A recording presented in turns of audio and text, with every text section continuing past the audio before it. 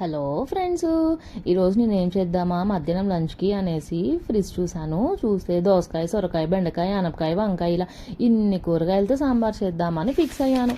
తీరా చూస్తే ఈ వెజిటబుల్స్ ఏం లేవు, ఓన్లీ మునక్కాయ ఒక్కటే ఉంది. సరే మా ఇంట్లో ఫిక్స్ అయ్యాం కదా, చేసేద్దాంలే ఏముంది అనేసి మునక్కాయ సాంబార్ చేద్దామని ఫిక్స్ అయ్యాను అనమాట.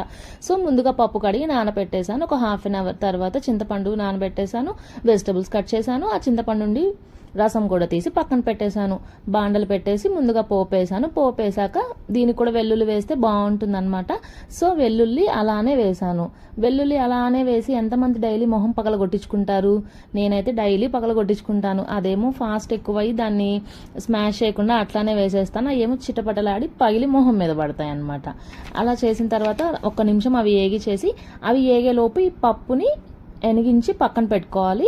అందులో ఏగిచిన ముక్కలన్నీ వేసేసి కొంచెం పసుపు, కొంచెం బెల్లం, కొంచెం చింతపండు వాటర్ వేసేసి తగ్గట్టు సాల్ట్ అడ్జస్ట్ చేసేసి ఒక్క విజిల్ అంటే ఒక్క విజిల్ రానియాలన్నమాట. నేను చెప్పాను కదా 2 విజిల్స్తో నేను టేస్టీ సాంబార్ అని. సో ఇందాక నేను ఒక విజిల్ రానిచ్చాను పప్పుకి. ఇప్పుడు ఇంకొక విజిల్ రానిస్తే ఈ ముక్కలన్నీ ఉడికిపోతాయి. ఆ చింతపండు పులుపు అనేది ముక్కలకి పట్టి పుల్ల పుల్లగా బాగుంటుంది అనమాట. సో ఇప్పుడు ఇది అయిపోయిన తర్వాత ఒక విజిల్ రాగానే నేను తీసేసరికి నాకు కొంచెం చిక్కగా అనిపించింది. సో నేను కొంచెం వాటర్ వేసి డైల్యూట్ చేశాను, సాల్ట్ అడ్జస్ట్ చేశాను, సరిపోయింది. నెక్స్ట్ కొత్తిమీర, ఇంగువ అవి 2 వేశాను.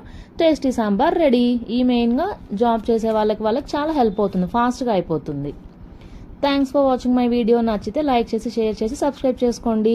ఇంకా ఇలాంటి వీడియోస్ కావాలంటే ఛానల్ని సబ్స్క్రైబ్ చేసుకోండి. Thanks for watching. బాయ్.